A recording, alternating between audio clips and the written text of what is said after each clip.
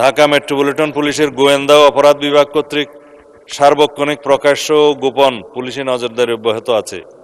নিয়মিত পুলিশ টহলের পাশাপাশি বিভিন্ন সিসা লাউঞ্জ রেস্টুরেন্টে বিশেষ অভিযান পরিচালনা করে অপরাধীদের গ্রেফতার করে আইনের আওতায় আনা হচ্ছে।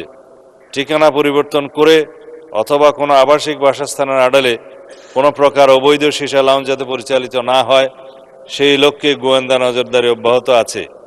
আবাসিক বা বাণিজ্যিক ভবনে অবৈধ সিসা লাউঞ্জ স্থাপন করে যাতে কেউ ব্যবসা করতে না পারে সেই বিষয়ে বিট পুলিশিংয়ের মাধ্যমে ভবন মালিকদেরকে সচেতন করা হচ্ছে। কোনো পুলিশ সদস্যের বিরুদ্ধে এই ব্যবসায় মদত দেওয়ার প্রমাণ পাওয়া মাত্রই তার বিরুদ্ধে বিধি মোতাবেক শাস্তিমূলক ব্যবস্থা গ্রহণ করা হচ্ছে। এটা তো সিসাবার।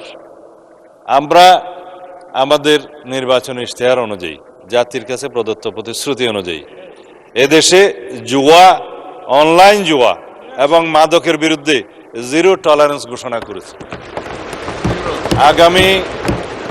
আগামী 30 এপ্রিলের পরে এই মহান সংসদের সেশন শেষ হওয়ার পরে আমরা সমন্বিতভাবে এ বিষয়ে সারা দেশে একটি সুসমন্বিত অভিযান পরিচালনা করব। মাননীয় স্পিকার, এই দেশের যুব সমাজকে রক্ষা করার জন্য এর কোনো বিকল্প নাই।